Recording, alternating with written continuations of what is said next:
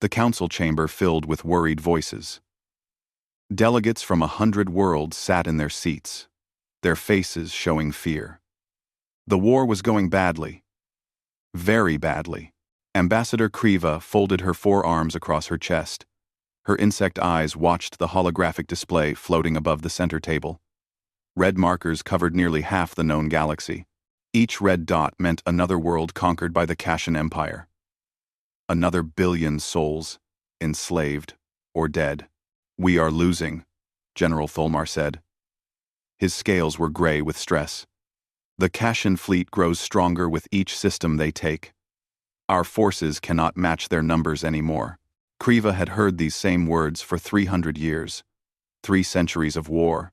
3 centuries of watching the red spread across the stars like blood in water. She looked down at the ancient datapad hidden in her robes. The forbidden text glowed softly. On it were words that most considered fairy tales. Stories about a race called humans. "Perhaps we should consider the old texts," Kriva said quietly. The chamber fell silent. Several delegates turned to stare at her. "The myths?" Tholmar's voice held disbelief. "You speak of children's stories? While worlds burn?" "The texts mention a warrior race," Kriva continued. She kept her voice steady. "Beings from a planet called Earth. They could endure injuries that would kill any of us. They could fight for days without rest. They adapted to any challenge." "Earth is dead," another delegate said. "Glassed during the first contact wars, 5,000 years ago. Everyone knows this." Kriva nodded slowly. "Yes, that is what the official records say." In the shadows of the upper gallery, a figure listened. Hyun Woo wore the simple clothes of a junior analyst. His identification badge listed him as a modified Terran descendant, one of the few altered beings from the Dead World system. No one looked at him twice. No one ever did. But Hyun Woo was not modified. He was pure human. And Earth was not dead. He listened as the debate continued below. The delegates argued about strategy, about resources, about surrender. None of them understood. They had forgotten what humans could do. Or perhaps they had never truly known. The meeting ended with no decisions made. As always, Hyun Woo watched the delegates file out, their bodies showing defeat in every movement. He waited until the chamber emptied. Then he walked down to where Kriva still sat, studying her forbidden datapad. "You believe the stories?" Hyun Woo said. Kriva's antennae twitched in surprise. "I study history that others ignore. The texts are too detailed to be simple myths. The descriptions of human biology, their war tactics, their ships. Someone witnessed these things. And if humans were real, if they still existed somewhere, then perhaps the galaxy would have hope." Kriva looked at him carefully. "But such thoughts are dangerous. The Council decided long ago that humanity was too dangerous to exist. That is why Earth was destroyed. Or so the official story claims." Hyun-woo smiled slightly. What if the official story was wrong? Before Kriva could answer, alarms screamed through the station. Red lights flashed. The Kashan were attacking another system. The 4th one this month. Hyun-woo and Kriva rushed to the command center with everyone else. The holographic display showed a dozen Kashan battleships dropping out of faster-than-light travel. They surrounded a colony world called Presper 7, home to 3 billion people. The local defense fleet tried to fight back. It was over in minutes. The Kashan ships were too strong, too fast, too many. Hyun-woo watched colonists evacuating to the surface. They would not be safe there. The Kashan did not take prisoners. They would bombard the planet until nothing lived. He made his decision. That night, in his small quarters, Hyun-woo activated a communicator that no scanner could detect. It used quantum encryption that would not exist in known technology for another 1,000 years. Human technology. "This is Ghost 7, he said quietly. "Authorization code. Endurance. Protocol." The reply came after 3 seconds. Confirmed. Go ahead. Ghost 7. The council is broken. They cannot win this war. The Kashin are preparing for a final push. Estimate 18 months until complete galactic conquest. Understood. What is your recommendation? Hyunwoo took a deep breath. What he said next would change everything. Once this choice was made, there would be no going back. Humanity had hidden for 5,000 years. They had rebuilt in secret. In the dark spaces between stars, they had prepared. But revealing themselves now would expose them to the same fear and hatred that had nearly destroyed them before. But if they stayed hidden, the galaxy would fall. And everything their ancestors had suffered to preserve would be meaningless. They need to know we survived, Hyunwoo said. They need to know humans are real. And they need to see what we can do. The voice on the other end was quiet for a moment. Then, Admiral Jiwon has been waiting for this signal. Operation Prometheus is approved. Stand by for fleet emergence in 72 hours. The ghosts are coming home. Hyunwoo closed the connection. He walked to his window and looked out at the stars. Somewhere out there, in 50 hidden bases scattered across dead systems and dark nebulae, the human fleet was preparing. Ships that had never been seen. Warriors who had trained their entire lives for this moment. An entire civilization that the galaxy thought was extinct. In 3 days, the myths would become real. The legends would step onto the battlefield. And the galaxy would learn that humanity had not died. They had been waiting. The bridge of the battleship, indomitable, hummed with quiet energy. Admiral Jiwon stood before the main viewport, her hands clasped behind her back. Behind her, 50 crew members worked at their stations. All human. All ready. Status report, Jiwon said. All fleets report ready, Admiral, her communications officer replied. 217 ships in 50 systems. Cloaking fields, holding steady. Jiwon nodded. 217 ships did not sound like much. The Kashin Empire had thousands. But human ships were different.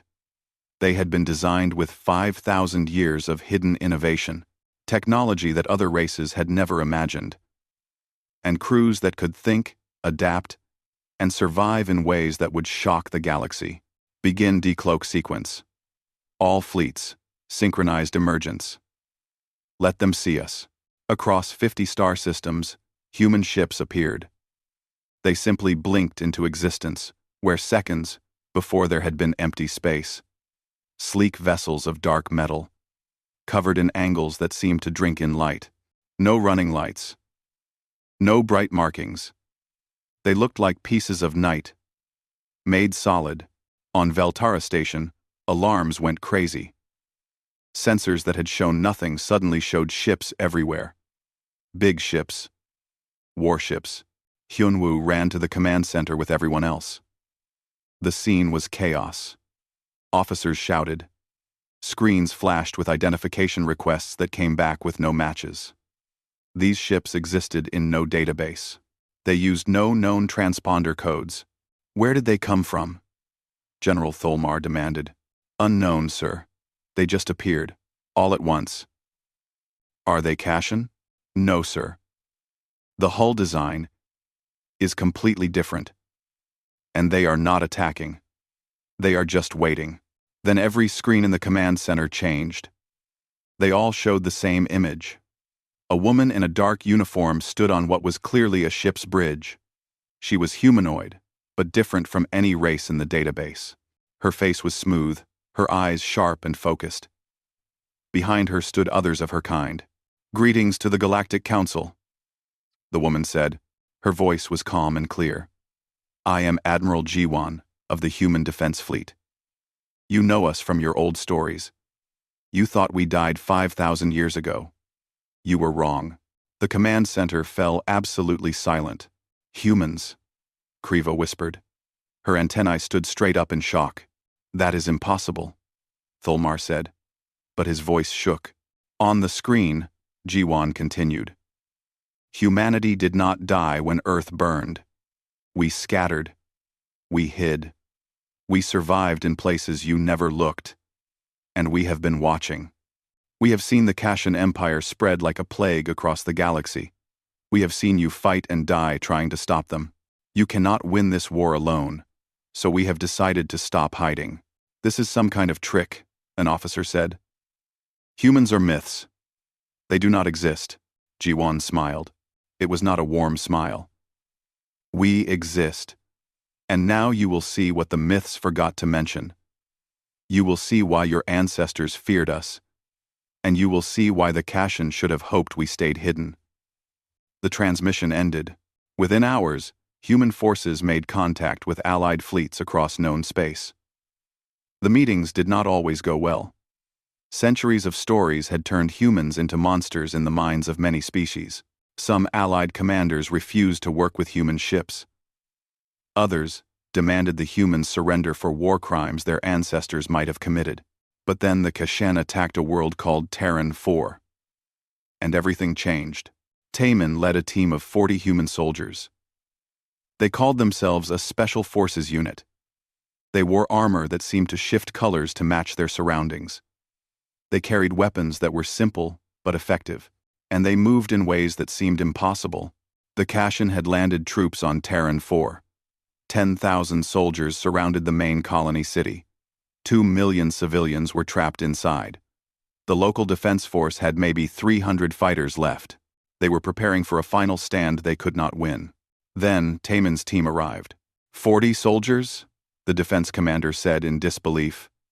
You sent 40 soldiers? It will be enough, Taman replied. It was not arrogance in his voice. Just certainty. The Kashan attacked at dawn. They expected to crush the defenders in hours. What they found instead was something from a nightmare. Human soldiers appeared, where sensors said there was nothing. They moved through territory the Kashan held, unseen until they struck. They fought for 12 hours straight, without slowing down. Every time the Kashan thought they had killed one, the human got back up. Minor wounds that would disable other species barely slowed humans down. What are they? A Kashan officer screamed into his communicator. They will not die. 1. Taman's team did not just fight. They learned. Each encounter with Kashan tactics became a lesson. By the 3rd hour, humans were predicting Kashan movements. By the 6th hour, they were outmaneuvering units 10 times their size. By the 10th hour, the Kashan were retreating. How? The defense commander asked Taman after the battle. His voice was full of awe and fear. How did you do that? We are persistence hunters, Taman explained. Our bodies produce chemicals that let us ignore pain and push past normal limits. We can run for days. We heal faster than most species, and our brains are built to recognize patterns and adapt. It is not magic. It is biology. It is what made us the top predators on Earth, and you use these gifts for war. We use them for survival, and right now, your survival depends on the Kashan being stopped. News of the battle spread quickly. Within days, more human fleets arrived at contested worlds. Daehyun, a human scientist, gave presentations to shocked alien researchers. He explained human physiology in detail. The adrenaline response that gave temporary superhuman strength. The endurance that let humans outlast predators. The rapid healing. The ability to function on little sleep. The pattern recognition that made humans natural tacticians. You are biological war machines, one alien scientist said. No, Daehyun replied. We are survivors. We evolved on a death world where everything was trying to kill us. So we learned to be very, very hard to kill. Across the galaxy, the Kashan Empire heard the reports. At first, Empress Shara Khan laughed. Humans. The myths. They send children's stories to frighten us. How desperate the council must be. But as more reports came in, her laughter stopped. Human tactics were devastating her forces. Their ships appeared and disappeared at will. Their soldiers fought in ways that broke standard combat doctrine, and they seemed to not care about casualties.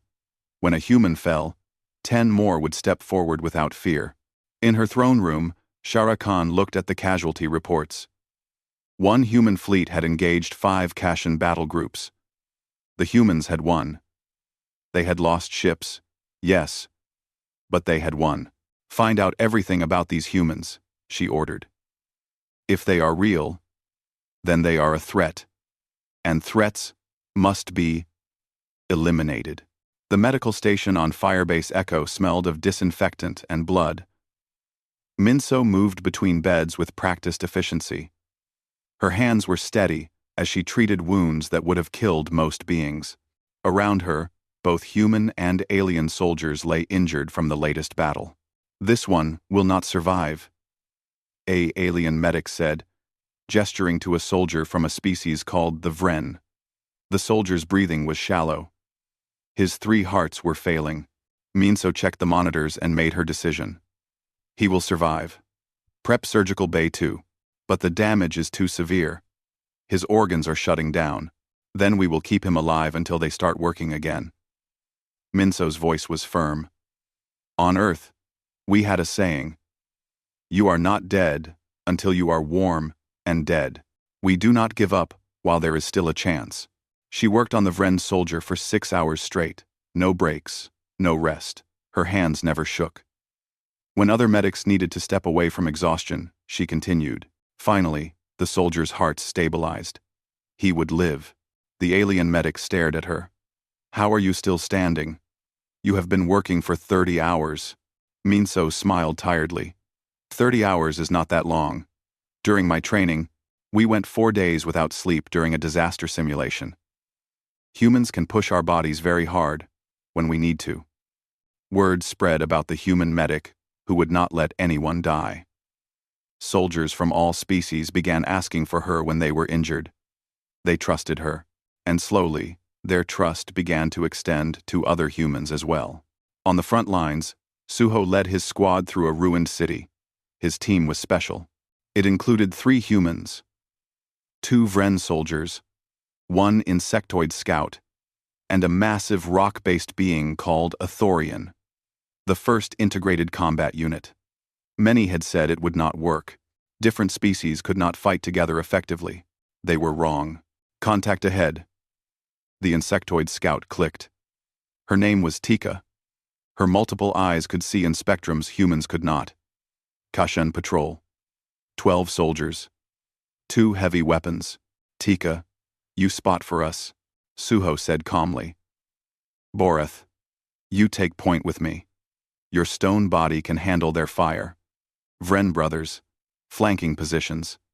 When we engage, you hit from the sides. The Thorian called Borath rumbled in agreement. The small humans use us big people well. Good tactics. The ambush went perfectly. Tika called out enemy positions. Borath's massive form drew enemy fire while Suho and the other humans used the distraction to advance. The Vren came from the flanks with devastating effect. The fight lasted 4 minutes. The Kashan patrol was eliminated with no friendly casualties. You humans think different, one of the Vren said afterward. You use everyone's strength. You do not try to fight like you are the strongest or fastest, because we are not the strongest or fastest. Suho replied. On Earth, we were not the biggest predators. We were the smartest.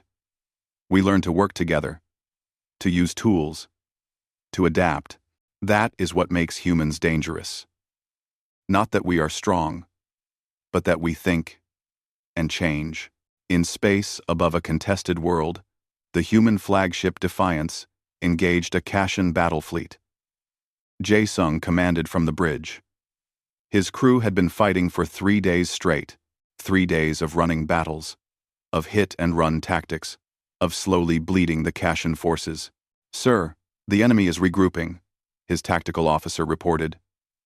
They are forming up for a final push. They have us outnumbered 4-1. Jae-sung studied the holographic display. The Kashan commander was good. He had positioned his ships well. Any direct assault would be suicide. Standard doctrine said to retreat, to preserve the fleet for another day. But humans did not always follow standard doctrine. What if we went straight through their center?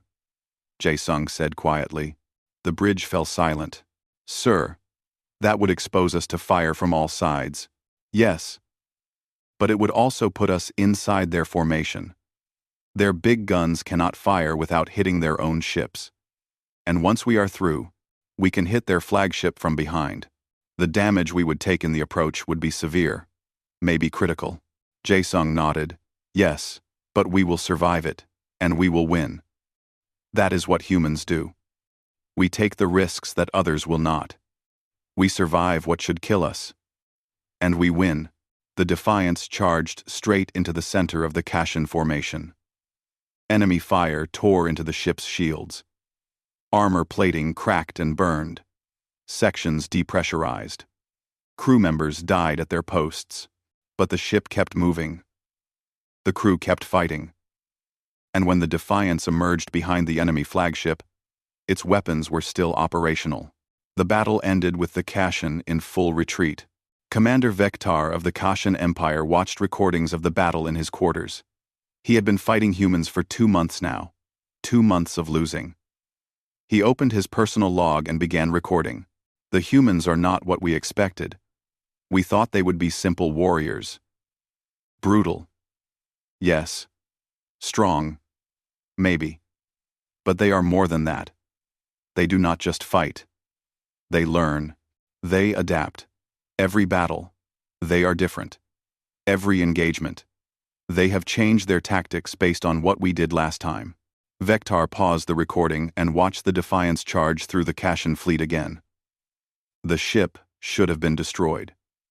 Any other species would have retreated. But humans seem to have something else. Something beyond logic. They fight for 72 hours without relief. Their wounded return to battle with injuries that would hospitalize our soldiers for weeks. They take risks that should be suicide, and somehow survive. They should not be this effective, but they are. He resumed recording. The troops are starting to call them the Endurance. Beings who simply will not stop. Will not give up.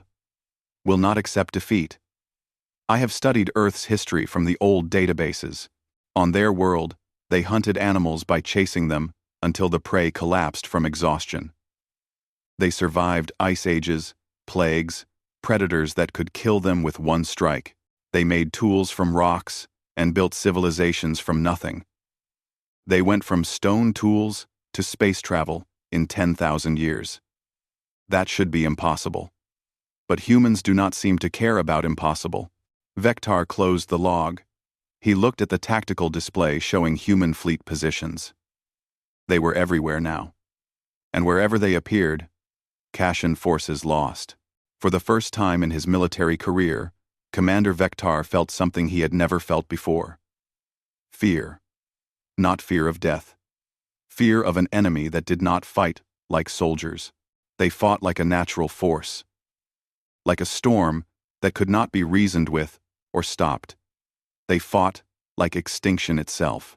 And the Kashin Empire, which had conquered hundreds of worlds, was starting to realize that they might have made a terrible mistake by drawing humanity out of hiding. The council chamber was different now. Human representatives sat among the alien delegates.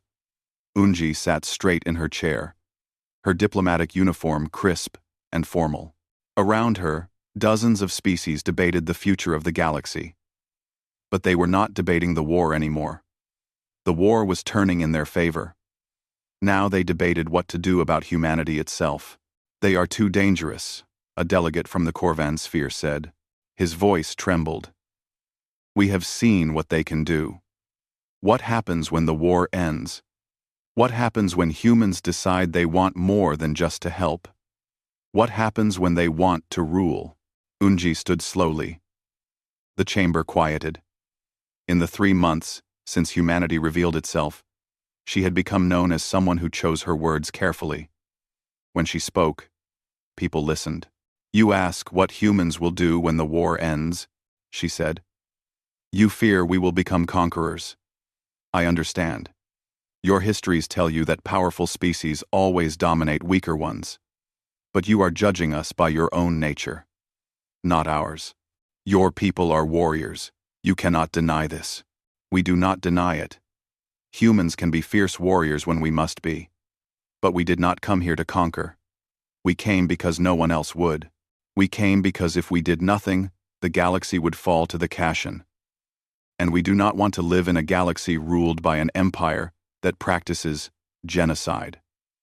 Another delegate stood. But how can we trust you? Your ancestors fought the first contact wars. They nearly destroyed the galaxy before. Unji's expression hardened. You mean before the galaxy tried to wipe us out? Before 5 species decided that humans were too dangerous to exist and glassed Earth? My ancestors did not start that war. They defended themselves. And yes, they were very good at it. Good enough that the galaxy decided the only solution was to kill every human. Well, you failed. We survived. And now, you need us. So perhaps it is time to tell the truth about the first contact wars. Perhaps it is time to admit that humanity was the victim, not the aggressor. The chamber erupted in argument. Unji sat down.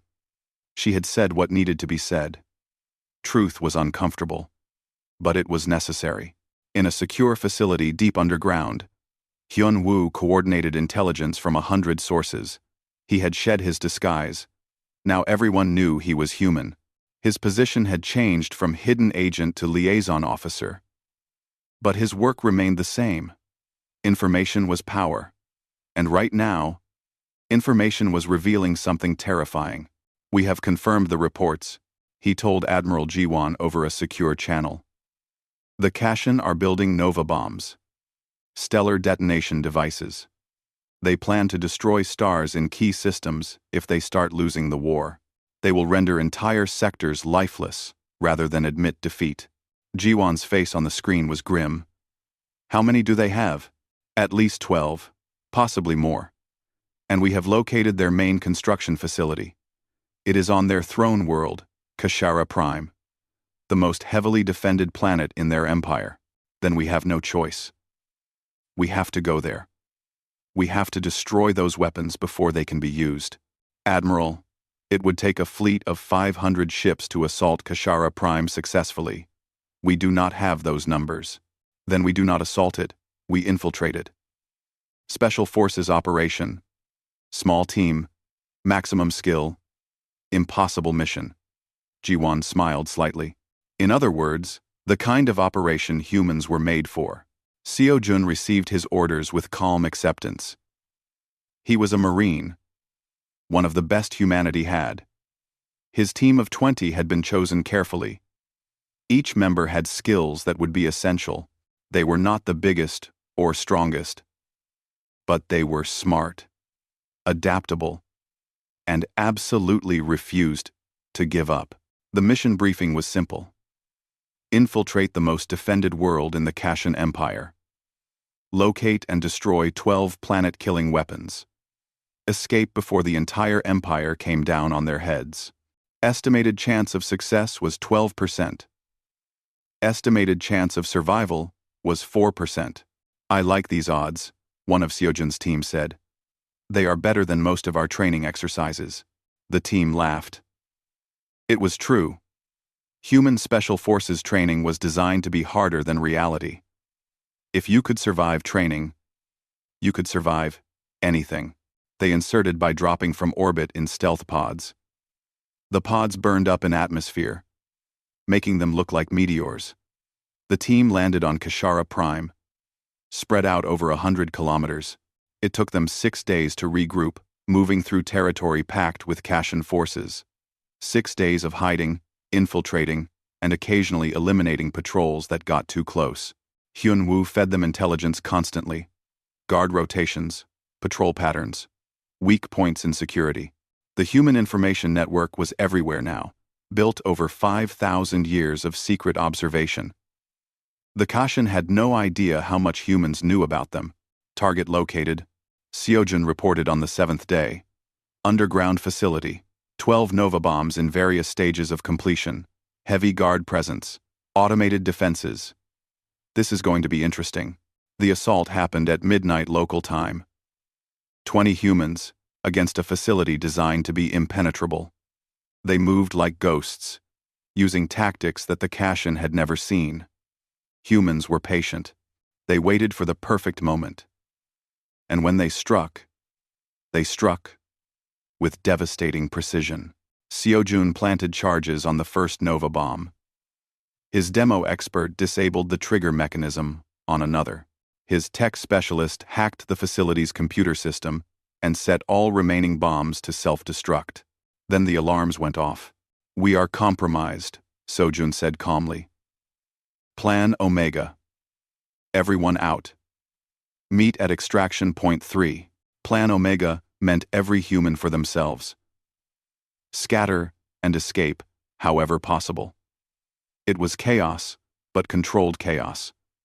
The Kashin expected enemies to stick together, to be easy to track as a group. Humans went in 20 different directions. Empress Shara Khan watched the reports come in with disbelief. How did they get to Kashara Prime? How did they penetrate my most secure facility?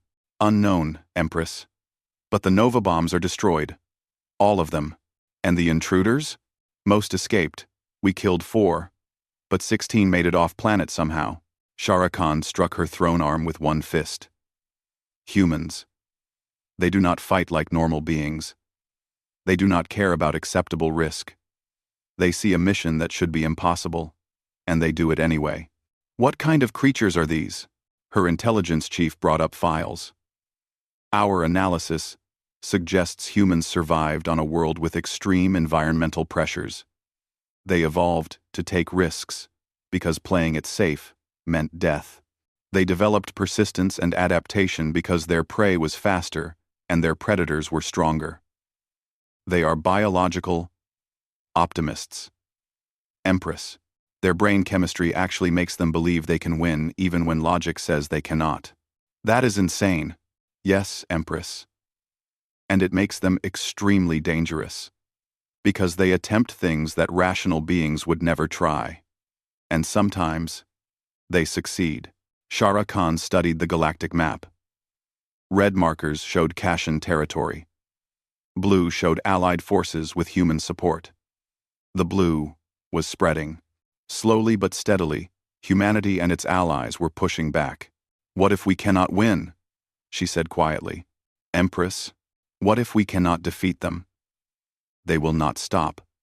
They will not negotiate. They will keep coming until we are destroyed." That is what the files say. When humans go to war, they fight until one side is completely defeated. They do not do partial victories. They do not accept compromise. The intelligence chief had no answer. Outside the throne room, Commander Vektar received new orders. He was to command the final defense of the core worlds. It was an honor. It was also a death sentence. Because everyone knew that when the humans came, they would not stop until the Kashin Empire was finished. The war ended not with a massive battle but with a simple surrender. Empress Shara Khan stood before the Galactic Council and spoke words that her empire had never expected to say. Words of defeat. The Kashin Empire surrenders unconditionally. We will withdraw from all conquered territories. We will submit to war crimes tribunals. We will disarm our military. Her voice was hollow. The humans have won. In the council chamber, silence held for a long moment. Then delegates began to react. Some cheered. Others wept. Many sat in shocked disbelief. The war that had lasted 300 years was over, and it had taken humans less than a year to end it. Unji stood and approached the Empress. Every eye in the chamber watched. The human diplomat stopped a few feet away. For a moment, the two simply looked at each other. Conqueror and conquered. Victor and defeated. Your empire will face justice, Unji said. Those who committed atrocities will be punished, but the Kashin people will not be destroyed. You will have a chance to rebuild, to become something better. Why? Shara Khan's voice broke. Why show mercy? Your people could wipe us out. We would have done the same to you, because we are not you. Humans fight when we must. We can be absolutely brutal when we need to be. But we do not enjoy suffering. We do not want to be executioners. We want to be builders. So yes, you will face justice. But you will also have a future. That is the difference between your empire and our species. The rebuilding began immediately. Humans worked alongside aliens from 100 species to restore shattered worlds. On Terran 4, where Taman had fought his first battle, human engineers helped rebuild the colony city. Taman himself was there, no longer a soldier, but a volunteer worker. "You saved us," the local governor said to him, "and now you help rebuild what the war destroyed." "Why?" Taman smiled as he helped lift a support beam into place. "Because the fighting is done. Now comes the harder part. Making peace work. Making sure this never happens again. That requires everyone working together." Admiral Jiwan addressed the new Galactic Assembly from the bridge of the Defiance. The ship bore scars from a dozen battles, but it still flew. Like humanity itself, it had survived everything thrown at it. "Humans are joining the galactic community officially," she said. "We are not conquerors. We are not saviors. We are simply a species that refused to die. We hid for 5,000 years because the galaxy once decided we were too dangerous to exist. Now you have seen what we can do. And yes, we are dangerous, but we are also loyal, determined, and stubborn. When we say we will do something, we do it. When we say we will stand beside you, we mean it. The galaxy is our home too. We will defend it. We will help rebuild it. And we will make sure that what the Kashan did never happens again." The response was mixed. Some species welcomed humans with open arms. Others remained fearful. Trust would take time to build. But time was something humans were good at. They had survived 5,000 years in hiding. They could wait as long as needed. Youngji stood before her first class at the new Academy of Integrated Studies. The classroom held students from 15 different species. Humans sat next to Vren. Insectoids studied alongside rock-based Thorians. The next generation, learning together. "Welcome," Youngji said. "This academy exists because of a simple truth. We are all stronger together. Humans are good at some things, but we are not good at everything. We cannot see in ultraviolet like the Vren. We cannot process data as fast as artificial intelligence. We cannot survive in extreme temperatures like the Thorians, but together, combining all our strengths, we can do anything." A young Vren student raised his hand. "Teacher, is it true that humans are the best warriors in the galaxy?" Youngji considered the question carefully. "Humans are very good at fighting when we must be. Our biology gives us advantages, but we do not want to be known only as warriors. We want to be known as people who build, who explore, who learn." "But you saved the galaxy." "We helped save the galaxy. We did not do it alone. The Vren fought bravely. The insectoids provided intelligence we could not gather. The Thorians held ground we could not hold. Every species contributed. That is the lesson I want you to learn. Not that humans are special, but that all of us together are stronger than any of us alone." On a memorial world, Kyungmin walked among the markers. Each one represented someone who had died in the war. Human and alien. Soldier and civilian. The war had cost millions of lives. Kyungmin had survived. But many of his friends had not. He was part of a reconciliation project now.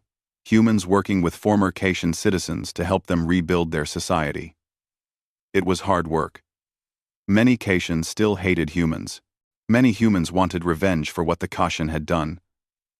But Kyungmin believed that peace required more courage than war. "You helped destroy my world," a young Kashan said to him. "Why do you now help rebuild it?" "Over.